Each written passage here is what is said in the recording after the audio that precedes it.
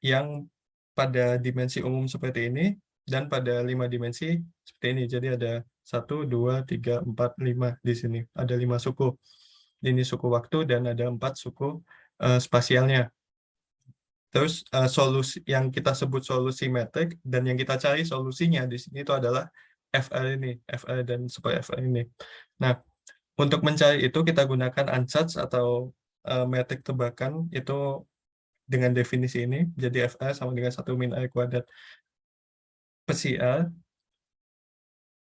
Sehingga dari ansatz tadi itu kita bisa buat tensor metrik ansatznya bentuknya seperti ini. Jadi ini untuk bentuk kovariannya, ini bentuk kontravariannya, dan nanti di codingan kita itu yang jadi input utamanya itu ini. Jadi untuk hasil yang berbeda nanti tinggal kita ubah tensor metriknya saja. Yang kovarian, yang kontravarian kan nanti hanya berupa inverse-nya dari yang kovarian ini. Oke. Terus berikutnya karena tadi lubang hitamnya selain netel juga kita hitung untuk lubang hitam yang bermuatan, kita ambil tensor elektromagnetik di sini, di mana tensor ini itu yang tensor yang merepresentasikan medan elektromagnet dalam ruang waktu. Nah, tensor ini dibagi jadi dua suku, terdiri dari dua suku, yaitu potensial skala listrik dan potensial vektor magnet gitu. Jadi definisinya seperti ini. Ini tapi karena di sini kita berikutnya yang mau kita hitung itu lubang hitamnya itu bermuatan, kita tidak mikirin masalah ada medan magnet dan lain-lainnya itu, hanya ada muatan saja, dan muatannya ini muatan yang sifatnya radial, jadi keluar secara radial dari pusat, maka nanti yang kita punya ini hanya V-nya saja, dan V-nya ini spesifik yaitu V-nya fungsi R, begitu. Sedangkan A-nya ini 0 nanti nilainya. Jadi pada 4 dimensi kita dapat bentuk seperti ini, tapi karena kita ambil 5 dimensi, kita gunakan bentuk tensor elektromagnet yang seperti ini. Oke, nah sekarang ini pembahasan singkat mengenai teorema Lovelock lagi. Jadi teorema Lovelock itu formalnya kurang lebih menyatakan begini, pada ruang waktu 4 dimensi, tensor kontravarian simetrik rank 2 unik yang bersifat tanpa divergensi atau apa kovarian derivatifnya sama dengan 0 dan terkonstruksi mau ini dari metrik serta turunan pertama dan kedua metrik itu adalah tensor Einstein ditambah dengan suatu suku kosmologi. Nah, dari pernyataan ini kan kalau kita matematiskan bisa kita tebak bentuknya begini, di mana ini adalah tensor Lovelock itu, lalu ini tensor Einstein, dan ini tadi yang suku kosmologinya. Nah, dari sini ini sebenarnya kan sama saja dengan apa? Dengan sisi kiri dari persamaan medan Einstein yang biasanya kita punya di teori Einstein, di mana G mu nu ini ya bagian ini tensor Einstein itu. Lalu ini suku konstanta kosmologinya. Nah, dari sini bisa kita dapat definisi begini, di mana ini itu unik pada 4 dimensi. Maksudnya unik di sini adalah kita tidak tidak dapat mendapatkan tensor lain yang memiliki sifat sama sesuai dengan ini, sesuai dengan deskripsi yang di atas ini, pada ruang waktu 4 dimensi. Nah, jadi supaya kita dapat teori gravitasi lain, itu kita perlu tambah dimensi atau tambah derajat kebebasan. Nah, di sini kita ambil jalur yaitu menambah dimensi. Kalau tidak salah, salah satu bentuk menambah derajat kebebasan ini yang dikerjakan oleh Torik, yaitu gravitasi FR, di mana gravitasi FR itu tidak memenuhi teorema Lovelock ini, karena di solusinya itu, di tensor yang ininya, itu ada suku yang turunan ke-4 dari metrik. Sedangkan di sini kan batasnya metrik turunan pertama dan turunan keduanya. Nah, jadi itu masuk mengambil teori gravitasi lain, tapi dengan konsekuensi harus menambah derajat kebebasan dari pernyataan di atas ini. Nah, tapi intinya berikutnya yang kita lakukan ini adalah menambah dimensi ruang waktunya. Jadi tidak 4 dimensi seperti yang tadi kita ambil 5 dimensi. Oke, untuk teori gravitasi Lovelock, ini adalah generalisasi tadi. Jadi kalau yang tadi kan hanya ini loh unik pada 4 dimensi. Nah, tapi kalau pada dimensi lebih dari 4 itu kayak gimana pertanyaannya kan gitu. Nah, itu digeneralisasi oleh teori gravitasi Lovelock ini.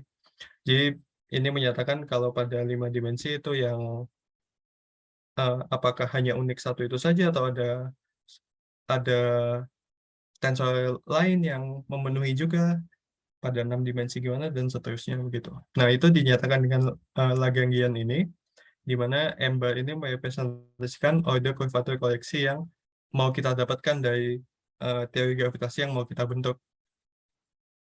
Pada 5 dimensi kita punya dua order yang aktif. Order pertama bukan aktif, mungkin bisa dibilang hidup, nilainya tidak nol. Lagrangian order pertama dan Lagrangian order kedua. Di mana Lagrangian order pertama ini hanya Einstein-Hilbert Lagrangian, dan Lagrangian order kedua ini Einstein-Gauss-Bonnet Lagrangian. Begitu. Di mana di sini kan sukunya sama kan, ini suku Einstein-nya, tapi kalau yang order kedua ini ada tambahan suku Gauss-Bonnet-nya. Di mana suku Gauss-Bonnet ini hanya non-zero pada D lebih besar atau sama dengan 5. Jadi kalau nanti juga akan dipraktekkan, kalau D-nya kita buat sama dengan 4, walaupun kita masukkan suku ini akan tetap bernilai 0. Jadi kita tetap dapat ini saja. Jadi tidak melanggar teorema Lovelock yang tadi, teori gravitasi Lovelock ini. Oke. Untuk order ketiga dan seterusnya itu tidak hidup di dimensi 5. Order ketiga hidup di dimensi 7 ke atas. Order lainnya ya di dimensi atasnya lagi.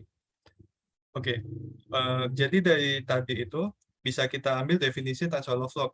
Nah, gimana kita dapatnya itu dengan mengaplikasikan list action principle dari Lagrangian yang tadi.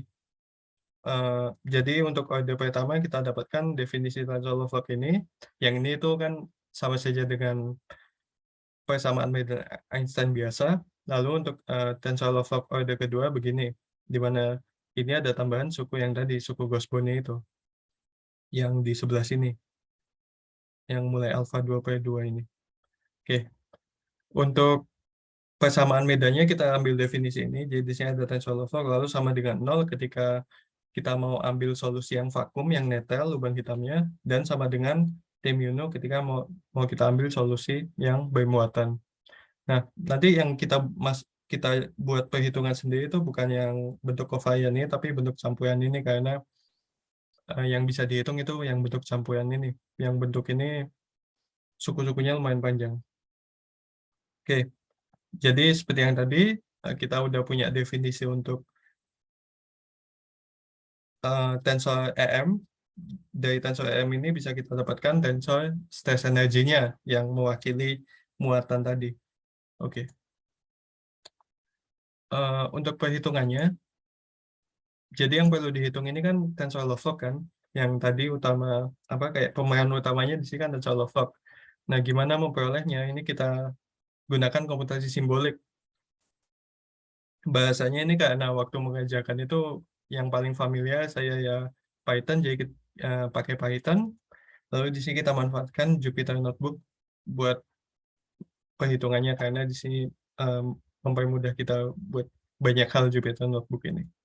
Oke, lalu inputnya itu yang tadi unsatz metric yang kovarian, yang bentuknya seperti ini. Jadi nanti kita buat unsatz metric ini di dalam codingan kita.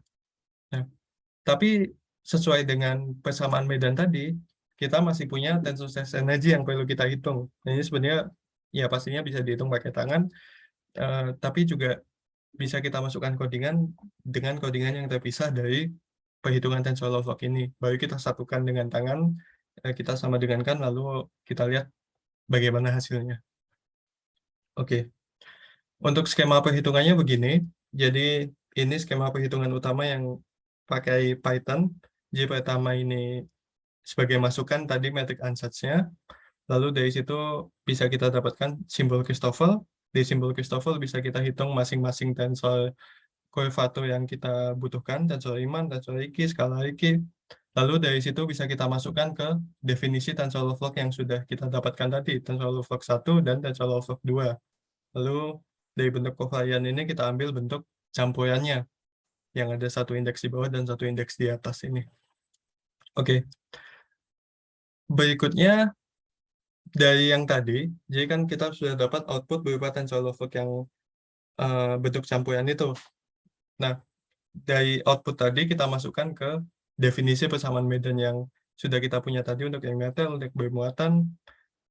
Terus ya untuk yang bermuatannya kita masukkan stress energy tensornya.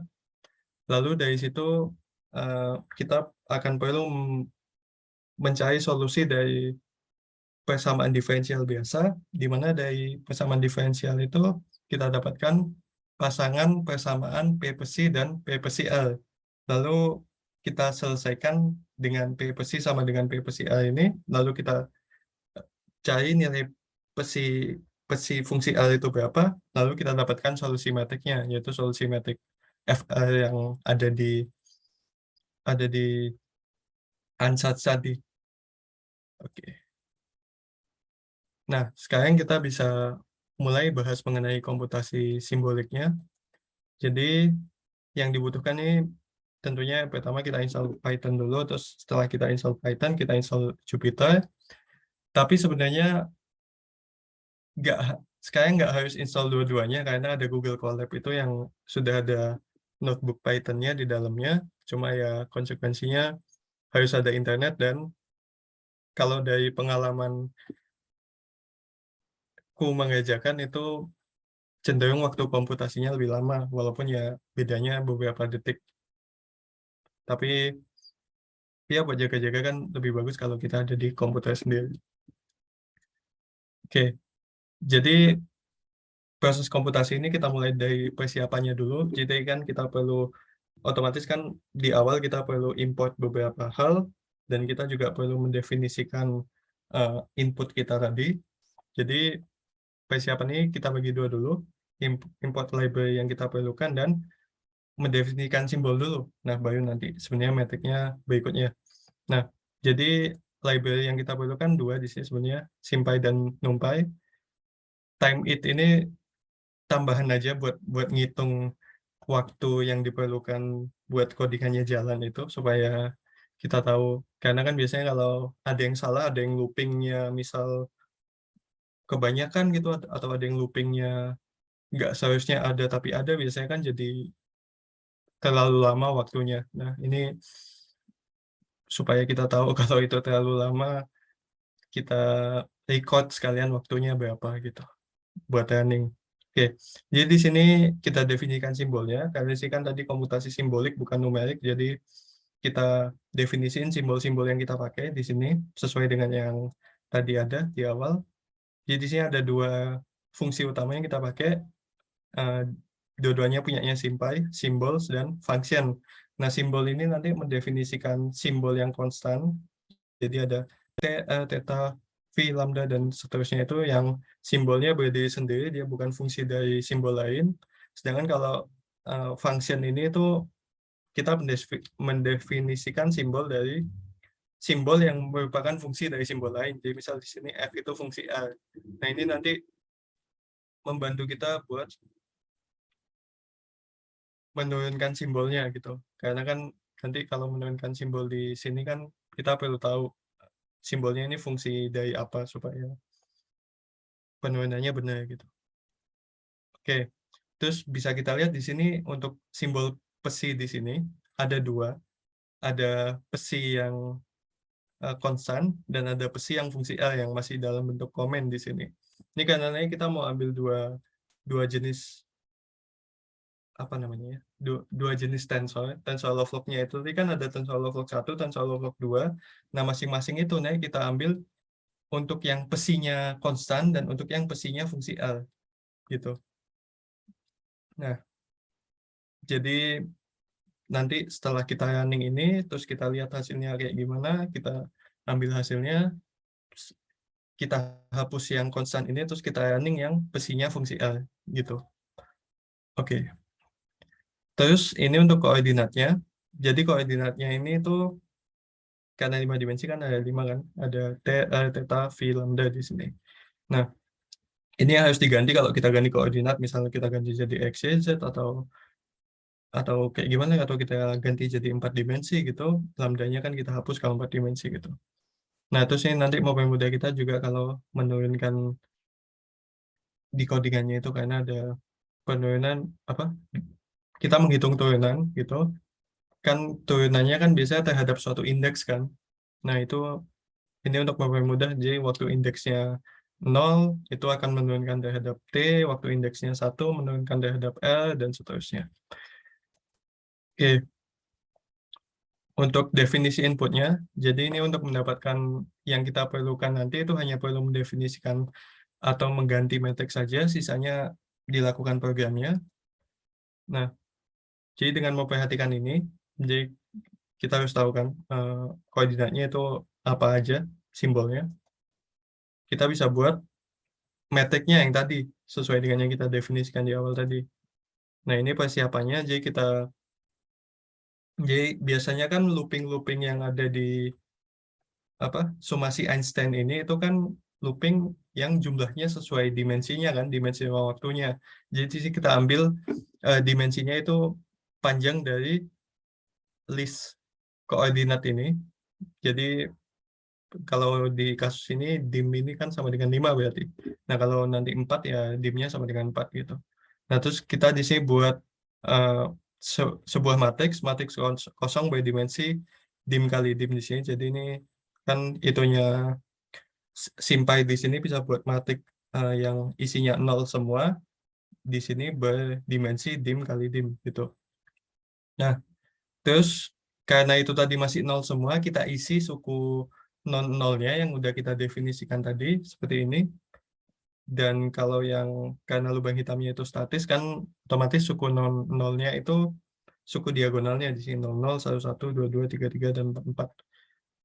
Oke, berikutnya ini definisi input metriknya masih, jadi bentuk sebelumnya kan masih kovarian. Nah, kita kita perlu yang kontravarian juga, kan hanya itu kan inverse dari metrik itunya, metrik kovariannya. Jadi ya tinggal kita inverse saja yang tadi itu, metric.inv gitu. Ini belum nyoba metode lain, tapi ini pakai LU decomposition gitu. Jadi ya ini ya kalau inverse-nya nanti. Oke, jadi sih pakai inv ini. Oke, sekarang kita baru mulai di perhitungannya. Ini perhitungan untuk simbol Christoffel dulu kan. Nah, jadi setelah tensor metrik tadi itu kita bisa hitung simbol Christoffel dengan persamaan ini, di mana di sini kita bisa lihat ada 3 indeks bebas dan 1 indeks dummy beta di sini. Nah, indeks dummy ini kita sumasikan dengan for loop. Nah, lalu sumasinya ya sesuai dengan konvensi sumasi Einstein. Oke, untuk sumasi Einstein sendiri kita di proses sumasinya itu nanti setelah kita sumasikan kan perlu kita print kan hasilnya. Jadi untuk skema sumasinya dulu itu begini. Jadi ini kita buat list kosong seperti yang tadi cuma matriks kosong kan. Kalau ini kita buat list kosong, lalu kita buat for loop untuk indeks bebas. Jadi nanti akan looping untuk setiap indeks bebas kan, misal 121, 122, 123, dan seterusnya. Gitu. Terus kita buat variabel sementara. Jadi variabel sementaranya ini nanti yang akan mensumasikan gitu. Terus dari variabel sementara ini kita buat for loop untuk indeks dummy-nya, di mana dari for loop indeks dummy ini variabel sementara ini akan disumasikan nilainya untuk setiap indeks dummy-nya. Jadi indeks dummy-nya kan ini berjalan dari 0, 1, 2, 3, 4 gitu. Tapi kan harus disumasikan semua dari 0 sampai 4 gitu. Di mana itu nanti fungsi dari tensor yang diperlukan, tergantung tensor apa kan.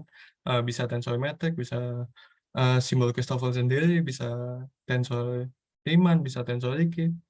Lalu setelah kita dapatkan variabel sementara di loop indeks dummy-nya, yang loop indeks dummy yang sudah selesai ini, kita masukkan sesuai indeks ke dalam list tadi.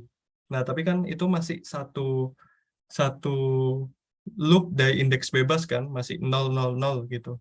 Nah, kalau belum selesai kita lanjutkan ke loop indeks bebas berikutnya, 0, 0, 1 gitu. Terus kita sumasikan lagi di indeks dummy, sampai seterusnya sampai selesai di indeks 5, 5, 5. Kita akan dapatkan list yang sudah terisi. Oke. Nah, untuk printingnya nanti listnya kita ubah dulu ke bentuk array, terus array-nya ini bisa kita print langsung. Tapi kan selain print langsung ini kan untuk melihat apakah hasil kita udah benar atau enggak. Jadi kita dapat hasil keseluruhan array-nya gitu. Jadi bisa kita lihat kalau ada suku yang janggal. Nah, sedangkan yang kita perlukan biasanya kan print per indeksnya. Jadi untuk indeks 001 nilainya berapa, untuk 002 dan seterusnya. Nah, terus ini print-nya nanti akan jadi formatnya format latex. Jadi kita tinggal ngopi saja, terus kita paste ke latex, terus kita bisa dapat hasil apa? Kita bisa dapat hasilnya gitu. Oke.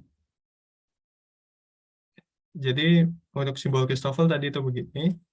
Di sini itu kita pakai ini NumPy zeros. Nah, kenapa pakai NumPy di sini? Karena waktu saya coba di sini pakai yang SymPy, di dokumentasinya itu belum ketemu begitu. Gimana supaya kita bisa ngebuat matrix atau array yang dimensinya itu bisa ada 3 atau lebih gitu. Jadi cuma bisa 2 kan, dim kayak yang tadi dim kali dim gitu. Tapi nggak bisa yang 3 kali 3 gini, 5 kali 5 kali 5 gitu. Nah, bisanya lewat NumPy zeros ini.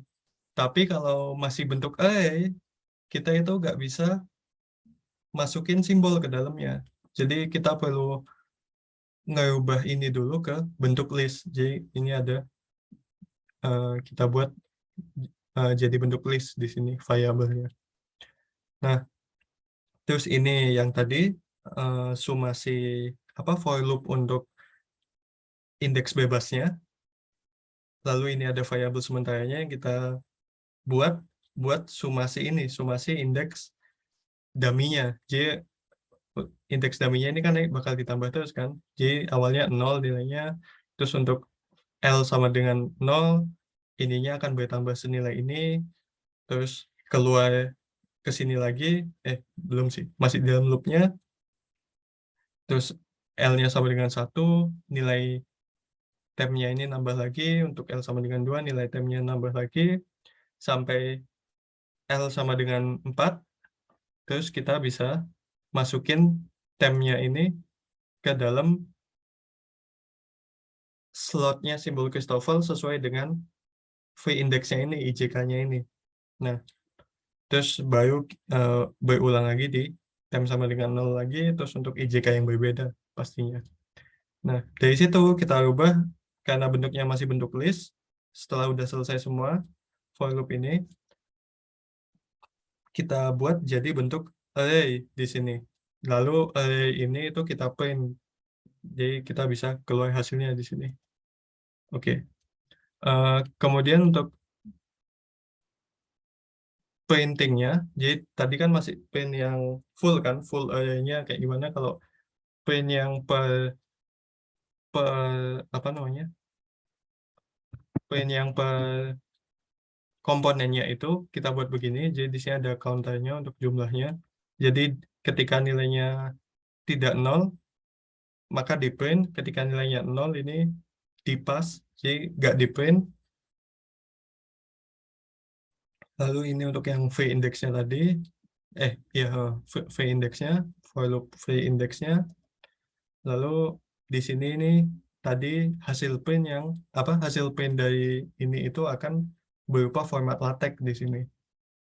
Nah, terus ini nambah ini tambahan aja karena kan eh, waktu di TA itu ngeprintnya kan di dalam align kan, di dalam align, terus kita buat nambah supaya agak keluar angkanya, kecuali yang di paling bawah. Oke. Untuk tensor Riemann kurang lebih sama juga, pakai yang tadi, hanya saja di sini ada 5 kali 5 kali 5 kali 5 begitu. Ininya v indeksnya ada 4, lalu juga sama di sini ada temnya, lalu eh, akan disumasikan di dalam sini, lalu kita masukkan ke hasil ini. lalu kita buat bentuk array dan kita print gitu. Nah, di sini time-nya kenapa tidak sama dengan 0? Karena bisa kita lihat di persamaannya di sini kalau ini ada eh, di sini kan nggak ada di dua suku awal ini itu nggak ada dummy indeksnya, jadi dia nggak ikut disumasikan. Sedangkan yang di sini ada dummy indeksnya lambda ini. Oke, eh, masih di tensor Riemann, printingnya juga sama seperti tadi. Jadi ada maaf, ada 4 indeks di sini, terus ketika sama dengan 0 tidak kita print, ketika ketika di sini tidak sama dengan 0, kita print sesuai format ini, lalu ya kita dapat hasilnya. Oke, untuk menaik atau menurunkan indeks dari tensornya itu kita lakukan dengan mengalihkan tensor awal dengan metrik kontravarian maupun kovarian. Nah, jadi seperti ini contohnya untuk tensor Riemann. Ketika kita mau tensor Riemann yang awalnya bentuknya ini, jadi indeks pertama di atas dan indeks 2, 3, 4 itu di bawah, mau kita jadikan indeks pertama di bawah, indeks 2, 3, 4 di atas, itu kita kalikan dengan metrik seperti ini. Prosesnya juga sama, ini kan ada indeks apanya, indeks V indeksnya ada 4, dummy indeksnya ada 4, jadi ketika V indeksnya ABCD ini, terus dummy indeksnya di sini di bawah apa temporary variable-nya, lalu kita sumasikan sesuai dengan apa yang ada di sini persamaannya, lalu setelah selesai kita masukkan lagi ke dalam, kita ubah jadi array dan kita print sama seperti sebelumnya persis. Oke, untuk tensor lainnya juga sama, jadi kan ada tensor utamanya kan tensor Riemann yang biasa ini, tensor Ricci, dan tensor Lovelock nanti juga kita dapat. Terus ya tensor sisanya tidak kita buat dari awal, tapi kita kita kalikan tensor yang sudah kita dapat ini dengan metrik sesuai dengan keperluan kita. Kita mau indeks yang mana yang di bawah, yang mana yang di atas gitu. Oke, ini beberapa alternatifnya. Jadi tadi itu kan masih sederhana, masih sangat sederhana kan. Programnya itu masih hanya for loop, for loop, for loop, terus kita ubah array, kita ubah list. Jadi masih sederhana sekali.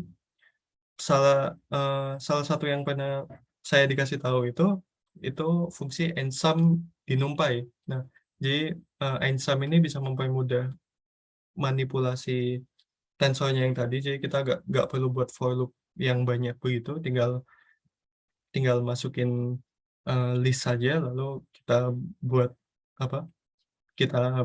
Kita operasikan dua dua list atau array begitu di dalam apa dengan memanfaatkan ensum ini. Tapi waktu itu waktu dikasih tahu itu masih belum paham dan sampai sekarang juga masih belum paham, belum sempat belajar bagaimana ensum ini bekerjanya. Jadi punya saya itu masih pakai for loop for loop saja begitu. Jadi mungkin berikutnya akan lebih mudah kalau mau coba pakai ensum ini. Nah, kedua ini bisa pakai package EinsteinPy yang udah ada di internet, ini bisa kita download dan bisa kita pakai. Jadi EinsteinPy ini lebih gampang, sama juga, tidak perlu pakai for loop. Jadi kita tinggal export saja dari EinsteinPy ini di sini. Export yang kita perlukan, kita perlu metrik tensor, kita perlu mendefinisikan simbol Christoffel dan seterusnya. Terus ya kita masih perlu mendefinisikan matriks dari metriknya sebagai input, tapi sisanya kita tinggal buat saja gitu. Jadi di sini Christoffel simbol dari metrik, terus kita inputkan metriknya di sini, terus ya sudah kita dapat Christoffel simbol di situ. Sama juga untuk Riemann dan seterusnya. Bahkan kita bisa dapat kita bisa ngerubah konfigurasinya juga. Jadi misal semua indeksnya di bawah, kita buat LLLL di sini. Jadi nggak perlu masang-masang for loop yang panjang kayak tadi. Tapi kelemahannya untuk di EinsteinPy ini belum ada fungsi yang bisa memperoleh tensor Einstein-Gauss-Bonnet yang tadi. Jadi pada akhirnya kita perlu for loop juga kalau kita mau buat tensor Einstein Gauss-Bonnet yang ini. Oke, sebelum ke hasil ini mungkin saya coba peragakan sedikit di sini. Jadi ini bentuknya kan seperti ini, itu. Jadi misal kita mulai dari, oh nggak apa-apa, kita mulai dari, ini udah kelihatan ya codingannya? Kelihatan, Mas. Oke. Eh, jadi ini seperti yang tadi, ada import, apa, kita import yang kita perlu, terus ini untuk timernya nanti lah. Nah, terus di sini yang kita buat itunya, kita buat apanya, masing-masing simbol yang kita perlukan, lalu di sini kita masukkan metriknya, kita dapatkan metrik yang sesuai dengan yang kita definisikan di awal tadi kan. Nah, terus kita buat inverse metriknya, terus ya sama persis seperti sebelumnya, kita dapatkan simbol Christoffel-nya, bentuknya jadi ini bentuk array yang jadi output itu seperti ini. Ini jadi ini contoh outputan untuk simbol Christoffel.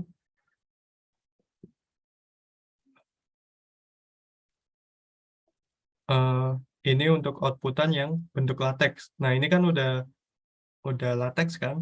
Jadi di sini kita bisa langsung apa? Langsung copy. Contohnya suku pertama ini deh. Bisa langsung kita copy ke dalam latex di sini. Misal kita mau ambil ini tuh, terus kita compile. Nah, di sini kita dapat kan eh, nilainya gitu. Suku lain juga, misalnya ada suku yang panjang nanti di apa? Di Nah, ini untuk tensor 5-nya tadi kan ada, di sini kan ada 5 kali 5 kali 5 kali 5 gitu. Nah, jadi di dalamnya itu ada array kumpulan kumpulan angka di mana ada eh, apa, ada array 5 kali 5 di sini, ada matriks lah. Ada matriks 5 kali 5 di sini, di mana setiap komponen matriks 5 kali 5 itu ada matriks 5 kali 5 lagi gitu. Jadi begini, sama juga kita punya bentuk latex di sini dan yang lain juga. Nah, terus di bagian akhir di sini kan kita punya nih, kita punya tensor Gauss-Bonnet-nya dan tensor Einstein-nya di sini. Nah, jadi kita bisa lihat di sini tensor Einstein kan di sini ada suku alfa 1 saja, karena kan nggak ada koefator koleksi koefator order keduanya. Sedangkan untuk tensor Gauss-Bonnet-nya itu ada, oh sebentar, ini masih 4 dimensi. Jadi kalau yang kita running 5 dimensi itu bentuknya gini. Jadi perlu running dulu. Maaf tadi lupa sempat nyoba yang 4 dimensi.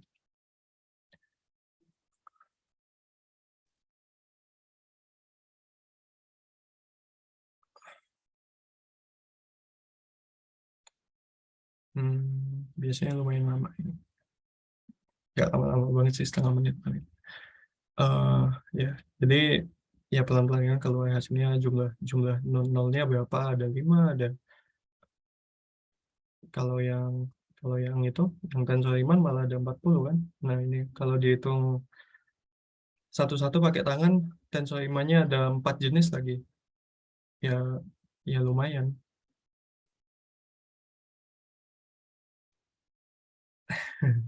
Ya, jadi gitu. Jadi yang tensor Einstein Gauss-Bonnet tadi itu ada ini. Tadi kan tensor Einstein ini ada satu aja nih. Ada alfa 1 aja. Sedangkan kalau yang tensor Einstein Gauss-Bonnet ini ada alfa 2 si kuadrat di sini kan. Ini ada si-nya. Jadi itu yang dimaksud order apa? Koleksi koefator order kedua.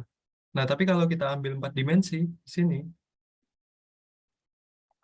kalau kita ambil 4 dimensi, ya, jadi kalau kita ambil 4 dimensi kan ini kita hapus.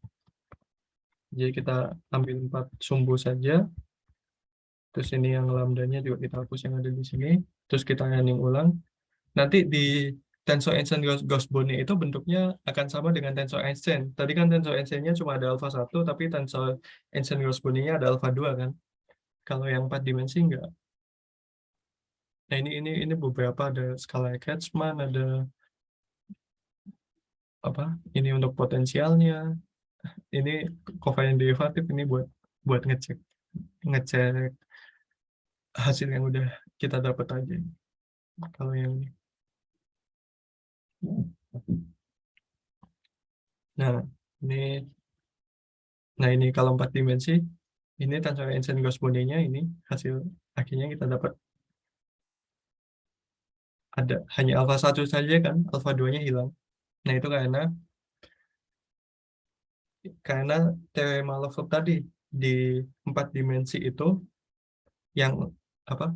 Di 4 dimensi itu satu-satunya tensor yang unik yang sifatnya sesuai dengan yang tadi itu hanya tensor Einstein saja. Jadi kalaupun kita pakai tensor Einstein-Gauss-Bonnet, dia akan balik ke bentuk tensor Einstein lagi. Jadi tensor Einstein-nya kan ini, sama persis hasilnya. Jadi suku ini itu hilang. Suku ini nilainya 0 di sini. Kalau 4 dimensi. Oke. Nah, selain itu variasi lainnya kan tadi C-nya, ini kan C-nya konstan kan masih. Kita bisa buat C-nya fungsi A.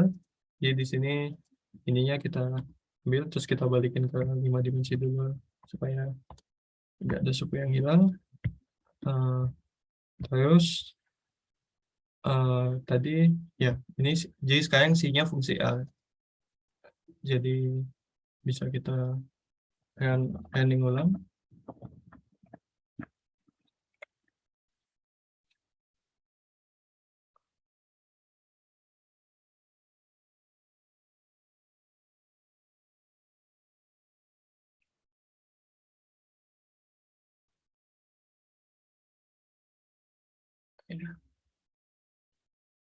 Nah, ini kan suku-sukunya jauh jauh lebih lebih panjang kan kalau misal kita ambil apa C-nya sebagai fungsi A begitu.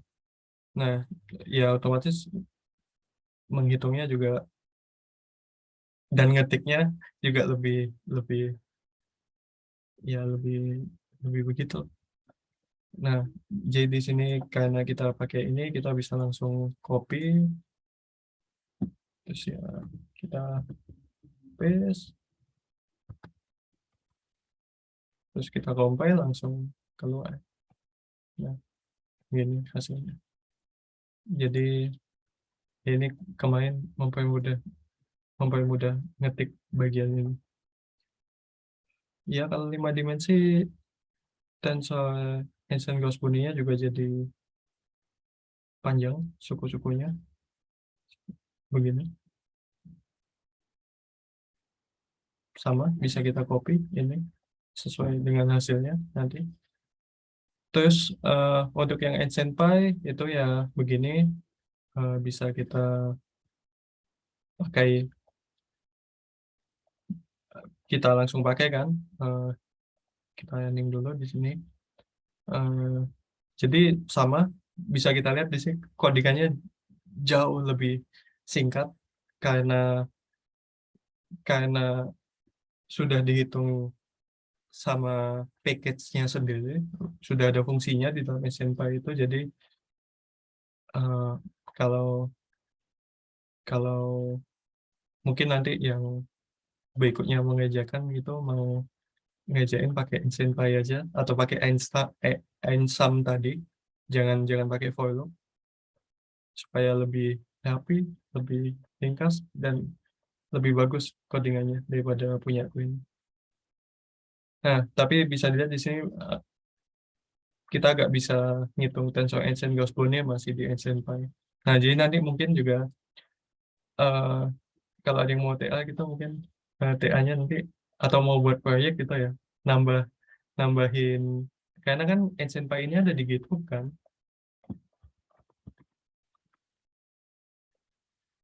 ada di GitHub dan apa kita kan bisa nambah nambah apa apa istilahnya lupa. kita bisa intinya kita bisa ngupdate ini lah. Nah, kalau misal mungkin nanti yang apa angkatannya Taufik ini mau ngajain Einstein Gauss Bonnet juga gitu, mungkin nanti bisa juga buat codingan yang bisa ditambahin di Einstein Pi ini. Kan nanti jadi bagus kan, bisa dimasukin CV, bisa buat presentasi juga mungkin di mana gitu. Ya di Colloquium salah satunya. Oke, ya, eh, sorry, jadi kemana-mana. Ya jadi itu untuk codingannya. Kita balik dulu ke hasilnya tadi. Eh, jadi untuk hasilnya kita dapat pasangan P+C dan P+C yang begini dari hal-hal yang udah tadi itu, yang udah kita hitung tadi itu. Terus ini kita selesaikan dengan P+C sama dengan P+C L. Ini kan jadi persamaan apa? L pangkat L pangkat 6 dan L pangkat 4 kan. Tapi solusinya gampang. Nah, ini jadi pertama solusi lubang hitam netel order pertama itu begini. Ini fungsi metriknya, ini jai event horizon-nya, terus ini eh, fungsi masanya. Jadi kita dapat seperti ini. Ini kita lihat sifatnya asymptotic data dan ada singularitas ketika A-nya menuju 0. Terus event horizon-nya ini semakin besar masa lubang hitamnya, event horizon jai-jainya semakin besar. Dan solusi ini itu sama seperti solusi yang didapatkan tanggal ini di studi yang di bawah ini. Jadi ini solusi ini disebut juga solusi Schwarzschild tanggal ini. Oke, untuk solusi bermuatan order pertama kita dapat begini, event horizon-nya nambah karena ada tambahan muatan ini. Event horizon-nya jadi ada dua, event horizon sama Cauchy horizon. Cauchy horizon ini nilainya lebih kecil dan emang timbul karena ada muatan. Terus kita bisa definisikan juga masa ekstremal di sini. Masa ekstremal dari solusi yang kita dapatkan. Nah, jadi ini untuk variasi massa, variasi muatan. Terus ini fungsi M-nya, jadi yang ada kotak-kotaknya ini. Tapi ini fungsi FL-nya. Nah, di sini bisa kita lihat solusi ini memungkinkan adanya lubang hitam ekstremal dan naked singularity. Lalu semakin tinggi massa, Cauchy horizon semakin menurun jari-jarinya. Sedangkan semakin besar muatan, Cauchy horizon-nya semakin besar, tapi event horizon-nya semakin kecil. Jadi bisa dilihat di sini ada dua solusi L untuk setiap massa. Jadi misal massa 2,5 kan ada dua solusi horizon di sini, event horizon dan Cauchy horizon. Ya, lalu yang di bawah ini naked singularity, yang di sini massa ekstremal. Oke, terus bisa kita lihat ketika Q-nya sama dengan 0, ketika muatannya sama dengan 0, solusinya kembali ke solusi netel. Oke, untuk solusi netel order kedua, ini ada dua cabang negatifnya tidak asymptotic data, jadi kita abaikan. Solusi yang cabang positif itu begini. Nah, ini solusi yang paling menarik dari apa yang kita dapat. Kayak di sini ketika N-nya mendekati 0, ini FL-nya itu punya nilai limit di sini 1 min sekian ini.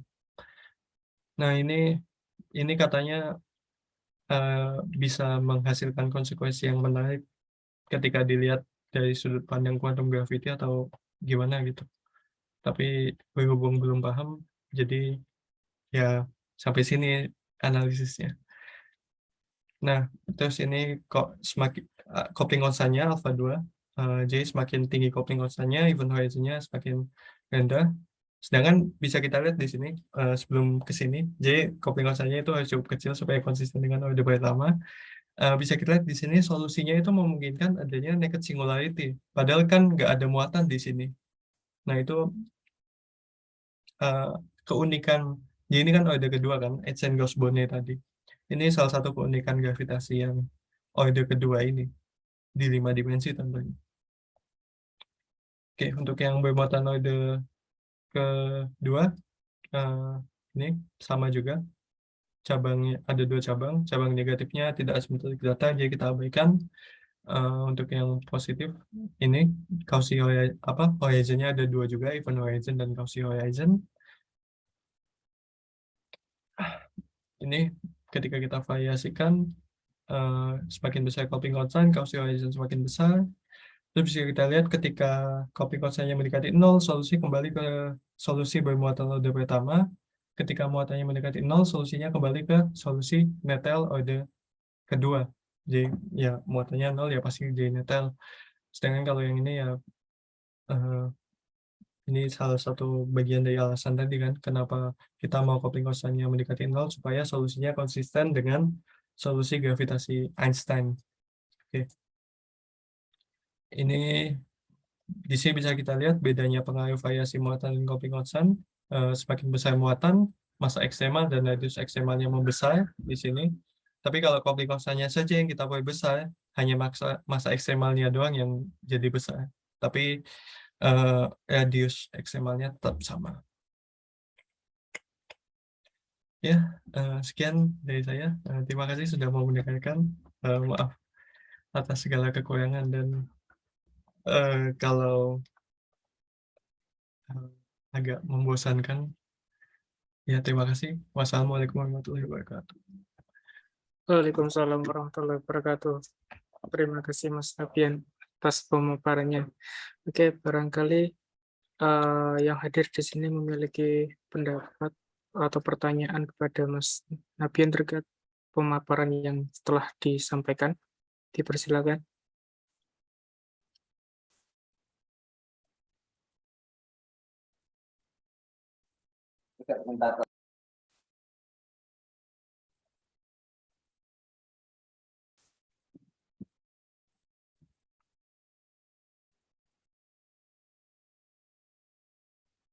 Oh iya, iya, aku udah buat file drive tadi ya. Sebentar, mungkin, nggak apa-apa deh.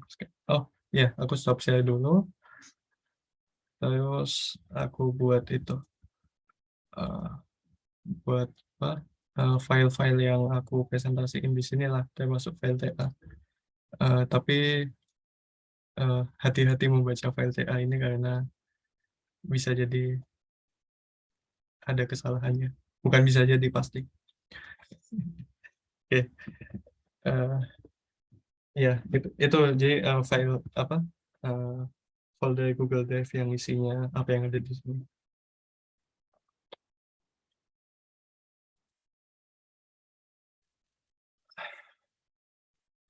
Oke, mungkin ini ada yang raise hand Mas Afif Ismail. Oke, silakan Mas. Iya, halo, Assalamualaikum. Waalaikumsalam. Oh iya, sebelumnya selamat dulu ya. Iya. Jarang-jarang anak Viva yang. Oh iya, ucapin selamat semua. Tadi jelasin Pak itu ya pakai komponen-komponen di Einstein field equation-nya dari main tensor, dari apa tadi Ricci tensor. Iya, Mas.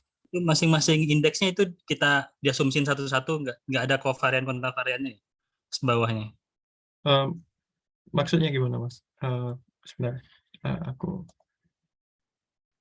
yang mana ya, Mas? Itu bukan notebooknya tadi. Oh, notebooknya. Oke. Misalnya apa salah satu aja deh yang definisiin yang Oh, iya. tensor apa terserah. Tensor rimanya mungkin ya, Mas. Nah, boleh. Ini, Mas.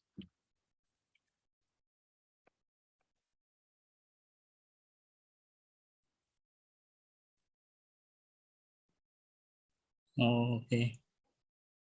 Nah, itu kan tadi yang ini kan ada empat itu kan ada empat indeks kan. Iya, Mas. Nah, kita ngetahuinya itu atas bawahnya itu kita manual ya.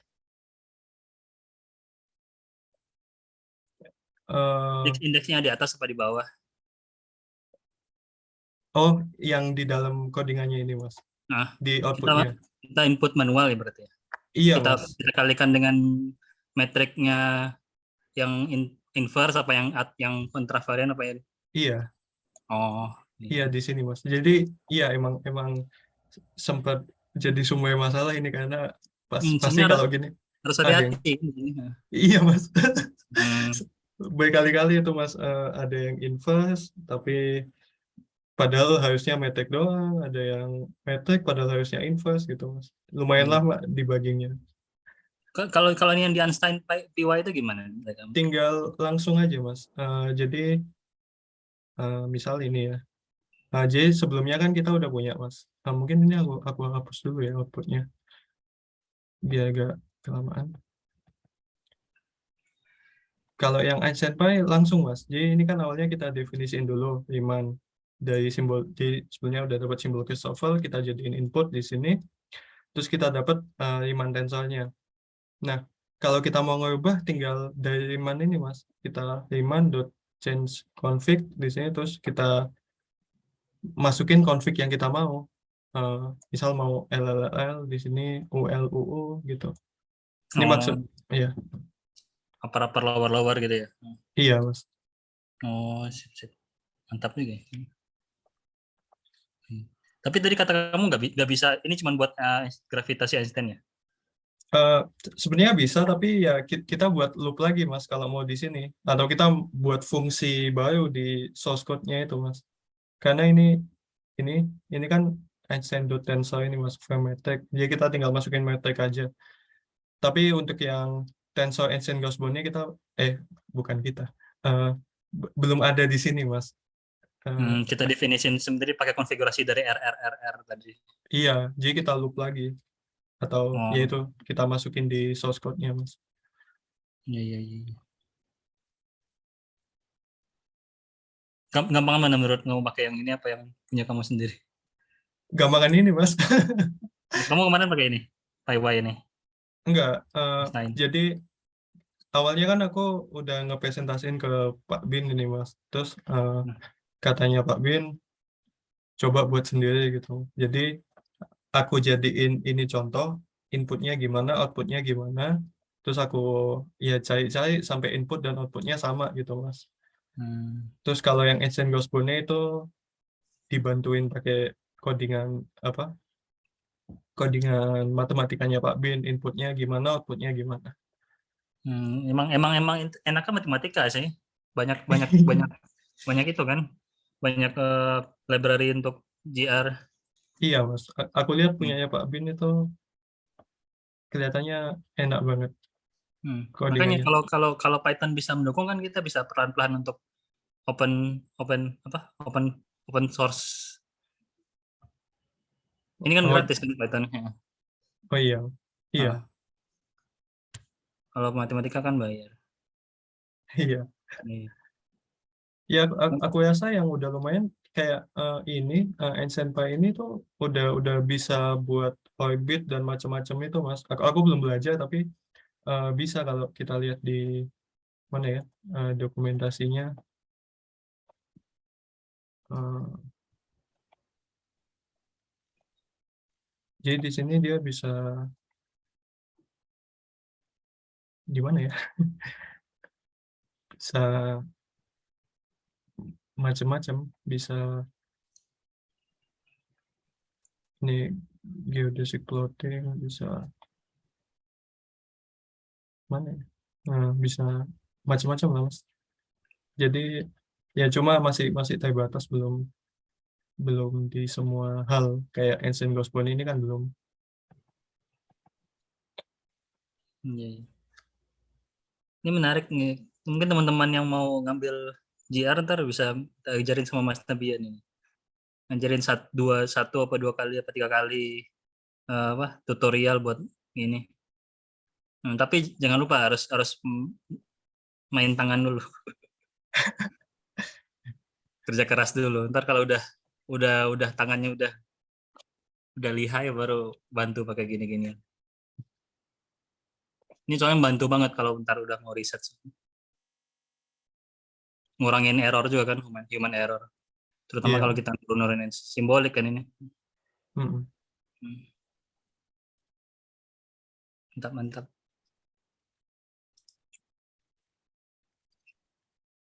Kemarin ada komentar dari orang-orang yang di itu enggak di cast itu. Ke- eh, enggak sih Mas. Mungkin karena waktunya juga terbatas Mas. Jadi pertanyaannya kemarin cuma kenapa ini di 5 dimensi, terus kira-kira apa sih? Aku juga nggak begitu paham. Kira-kira ada caranya nggak supaya gravitasi ini tuh apa namanya? Apa sih? Bisa dilakukan di 4 dimensi gitu, Mas. Hmm. Kalau komentar soal codingan, aku nggak ngomongin codingan, Mas. Jadi Oh, iya. nggak sempat kesinggung itu. Karena waktu presentasinya juga sedikit sih. Sip, sip. Ini ntar teman-teman berikutnya bisa coba untuk dimensi kajiannya. Iya, Nah, ya lanjutin aja. mungkin Lanjutin eh, ini coba dimensi genji, ganjil, genap apa. Terus untuk perhitungan jelimet ini kan bisa pakai bantuan Python-nya Mas Nabian ini. iya. Sip, sip. Menarik, menarik. Ini nggak ngitung orbitnya tadi ya, cuman Enggak, FR-nya. iya itu Mas. Sebenarnya mungkin ke depannya kalau ada yang mau nyoba gitu, bisa coba ngitung orbit, bisa apa stabilitas black hole-nya, stabilitas orbitnya gitu kan Mas. Oh, sip. So, kamu kan kemarin yang sebelumnya yang presentasiin itu tentang orbit-orbit di higher Oh, dimension. Bukan ya? bukan Oh, Mas, bukan. itu anu Faris. Oh, Faiz. Hmm. Oke, oke. Sip, ya udah. Makasih. Ya, Mantap. makasih Mas.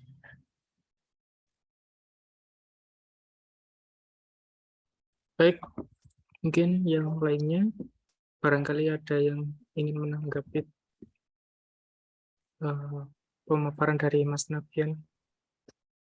Dipersilakan.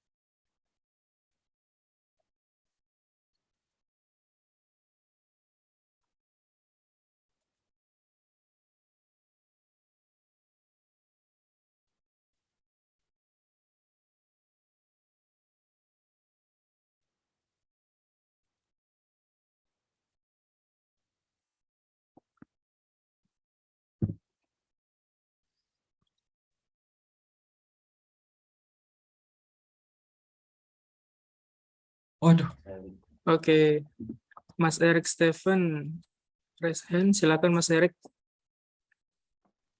Ya, terima kasih. Izin tanya ke Mas Bian.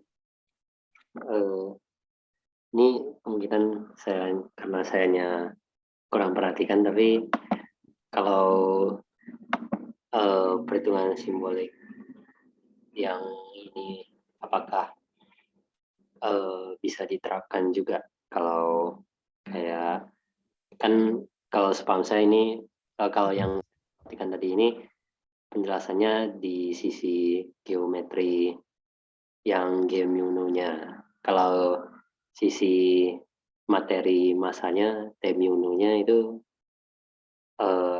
bagaimana Mas? Gitu. iya. Ya, Ya, boleh langsung jawab ya. Oke, oke. Oke, ya. Makasih pertanyaannya. Ya, jadi di sini itu sebenarnya, nah mungkin aku hapus lagi dulu ininya. Malah ini lagi. Sebenarnya, mungkin aku hapus dulu. Oh, nggak apa-apa deh. Ya, jadi itu kita pakai juga. Ya, karena kemarin kan udah terlanjur kan buat di sini, jadi buat juga buat tensor state energy-nya. Nah, ini di sini. Jadi ini sebenarnya kita mulai dari inputnya yang tadi dulu, potensial apa? Potensial mana ya? Ya, potensial elektromagnetnya itu yang vektor 5 kan kalau di sini. Kalau di 4 dimensi ya vektor 4. Terus di sini ini kalau misal awalnya itu sebetulnya dihitungnya itu dari sini dulu. Dari ini kita buat, jadi tadi di atas kita udah ada mendefinisikan V, Terus di sini kita masukkan V di sini. V-nya ini fungsi A. Jadi begini. Terus ini kita buat tensor EM kosongnya. Nah, terus kita dapat ini untuk fungsi tensor EM-nya. Ini kan turunan pertama dari potensial listrik ini itu kan medan listrik kan. Nah, terus kita ambil tensor EM yang bentuk X-nya. Terus kita ambil tensor, ya ini masih tensor EM. Nah, terus di sini baru kita ambil tensor stress energinya begini. Nah, terus bentuk UL-nya itu, UL maksudnya mix tensornya begini. Jadi dari sini kan bisa kita definisikan itunya, VA-nya ini. Terus di sini baru kita kan gini, covariant derivatif dari F mu nu itu kan harus 0 kan, supaya dia sama untuk semua observer. Nah, jadi kita perlu nolkan ini tadi F mu nu yang udah kita dapat. Mana ya? Nah, ini F mu nu ini perlu F mu nu ini covariant derivatifnya kan harus 0. Terus tadi kan kita hitung covariant derivatifnya begini. Yang ini untuk yang bukan tensor stress energy, ini salah. Untuk tensor EM-nya. Nah, terus kita buat 0. Nah, yang lain kan udah 0 trivial kan nolnya. Nah, ini itu nilainya harus 0 juga. Nah, kalau kita mau menolkan ini kan jadi persamaan diferensial biasa kan. Nah, jadi bisa kita selesaiin ini, terus dari sini kita bisa dapat solusinya itu yang ini tadi, yang ini. Nah, solusinya yang, maaf kekecilan, yang di sebelah kanan ini, yang 5 dimensi ini. Nah, faktor akar 3 ini itu buat mempermudah perhitungan, karena nanti ada faktor 3/2 yang perlu kita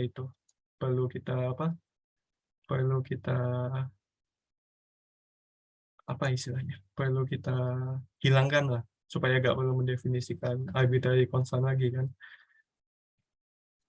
Nah, terus karena kita udah dapat solusinya tadi, solusi persamaan diferensialnya, kita masukin solusinya supaya dapat, kita masukin solusinya.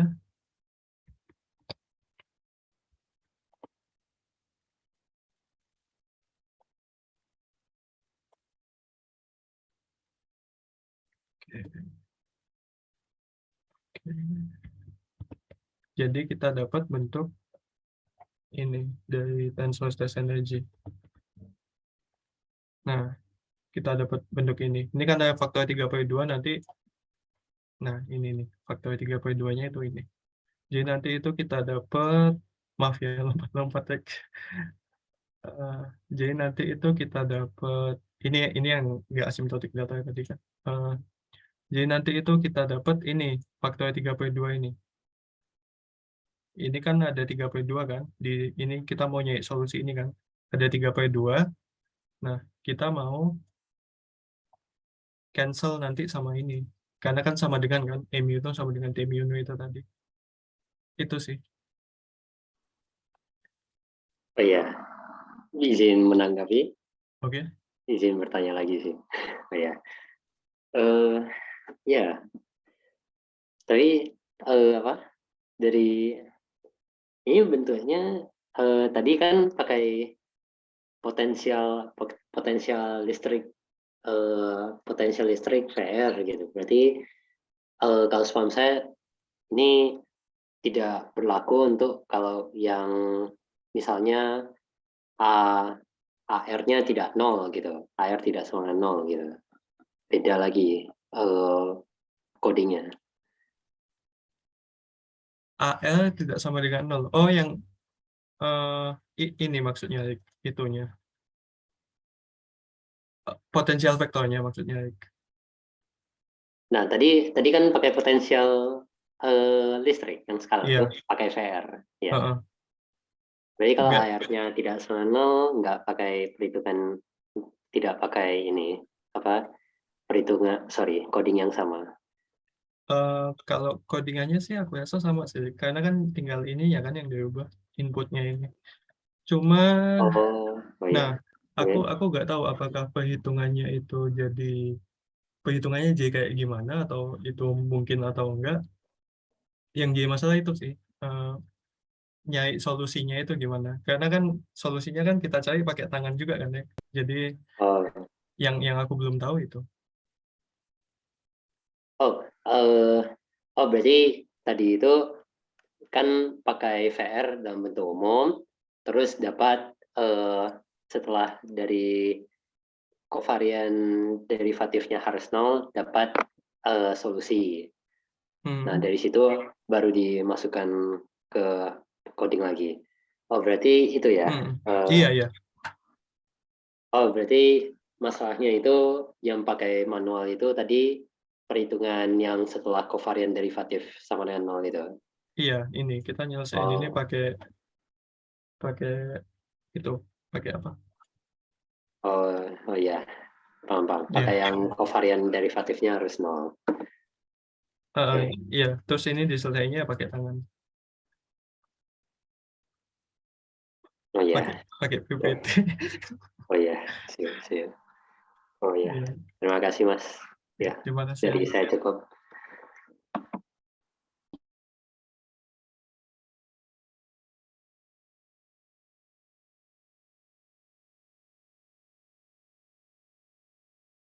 Oke, baik. Ini Mas Andre Saputra di kolom chat menuliskan begini, Mas Nabian. Mungkin pertanyaan saya ke out of the box. Lovelock gravity bisa diformulasi dengan formulasi ADM nggak ya? Mengingat ini merupakan higher dimensional gravity. Iya, itu ya, makasih pertanyaannya Mas Andri. Iya, ini sebenarnya sempat muncul kan masalah formulasi ADM. Sebenarnya yang muncul, aku belum paham formulasi ADM itu kayak gimana. Yang muncul itu masa ADM di sini. Jadi sebenarnya masa mana ya? Masa ini, intinya masa asimptotik ini, masa ini itu setauku ini fungsi dari masa ADM gitu. Nah, tapi kalau masalah masa ADM, formulasi ADM dan lain-lain itu aku belum paham, belum menguasai dan juga masih masih sangat sangat sangat awam di situ. Ya, jadi sepertinya belum bisa menjawab Mas Andre.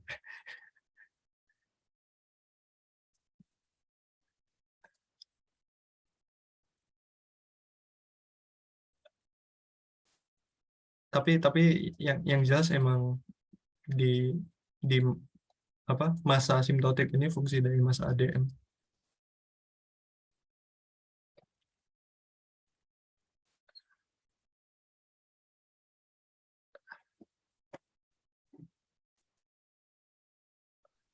Oke, baik. Mungkin satu lagi pertanyaan terakhir. Dari Mas Amro Al-Amin, dipersilakan. Oke, terima kasih. Apa suara saya kedengaran? Terdengar, Mas. Oke. Terima kasih ya, Bian. Pertama-tama selamat ya atas honorable mention-nya di JAS. Nanti mungkin bisa di-share pengalamannya sama teman-teman yang lainnya. Aku mau tanya ini sih yang grafiknya tadi. Mungkin aku kelewatan ya, itu yang mana? Ya grafik dari awal ya, dari awal. Oke. Itu model itu kamu komputasikan juga atau gimana? Iya, ini pakai apa namanya? Pakai Python juga ini. Jadi grafiknya.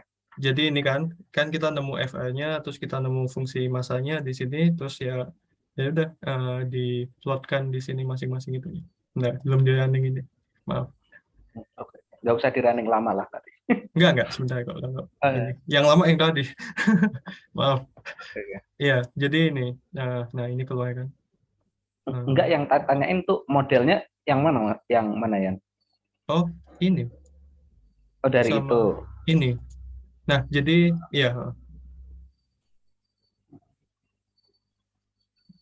Jadi ini kan FR-nya kan, fungsi metriknya tadi yang apa? Ngegambarin gimana ruang waktunya melengkung itu. Kalau yang ini itu fungsi massa terhadap jari-jari horizon-nya. Jadi di grafiknya ini kita bisa lihat untuk massa berapa, jari-jari horizon-nya itu berapa. Nah, terus kalau untuk solusi yang ini kita bisa lihat ada apa untuk apa ketika masanya tidak terlalu masanya tidak terlalu rendah, kita dapat solusi apa dua solusi horizon gitu, ada event horizon, ada Cauchy horizon di lubang hitamnya. Itu kan variasi muatannya kan ada 2 tuh. Itu yang mana? Maksudnya gimana? Itu kan variasi muatan ada 2. Itu berarti satu model yang sama atau gimana? Oh, ini sama ini maksudnya. Oh, bukan. Oh, maaf. Iya ya. Ini Di full screen aja deh yang biar ya, kelihatan ya sorry. tolongnya. Iya. Jadi ini itu variasi muatan dari dua fungsi yang berbeda. Jadi ini fungsi massa tadi, ini fungsi massa yang ini, yang sebelah paling kanan ini. Kalau yang tengah ini fungsi metrik ini.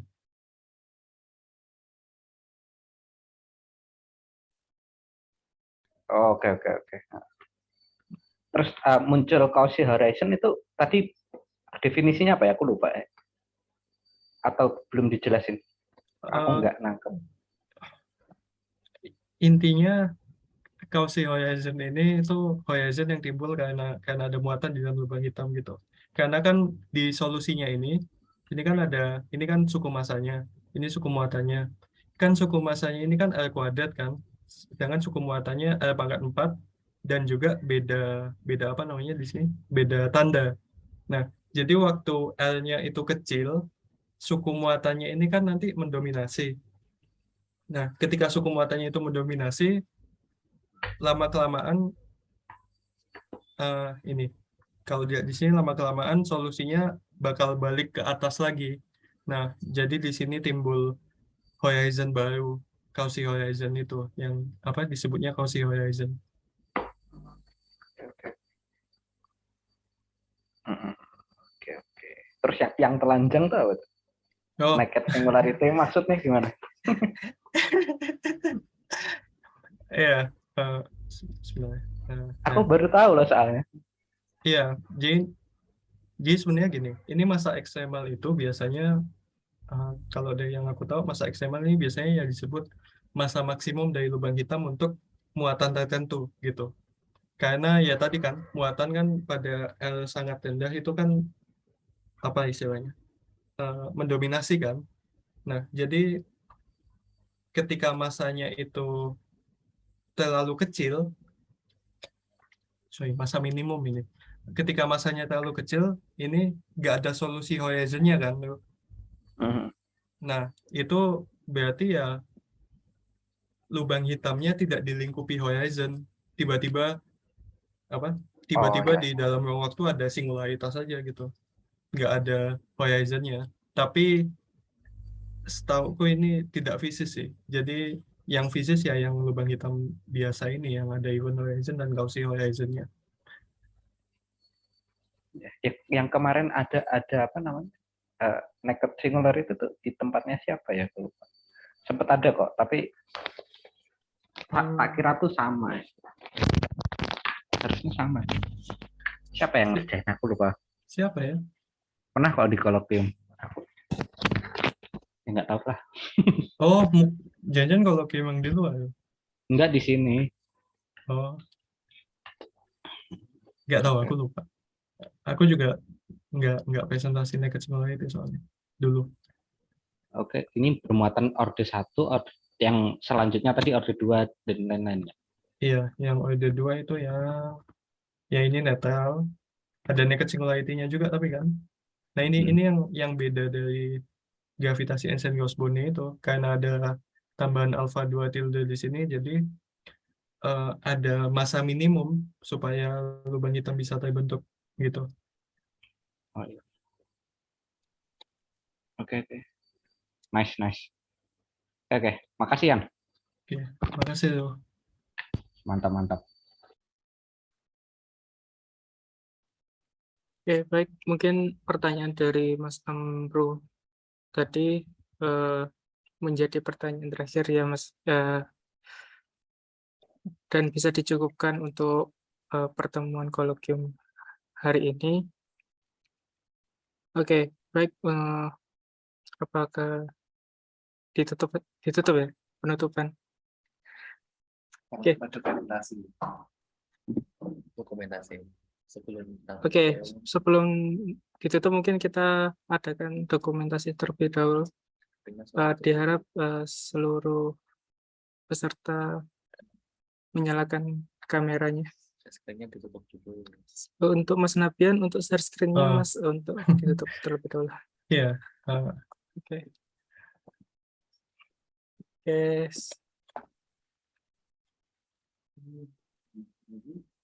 Oke, ditunggu untuk mengaktifkan kamera.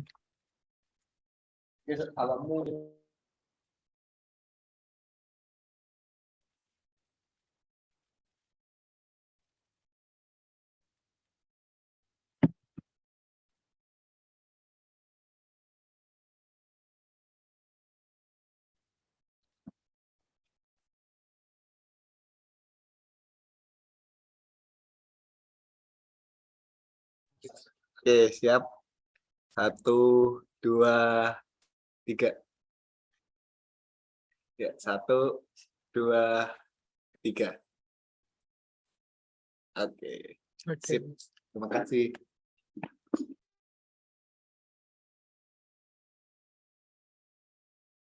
makasih semuanya.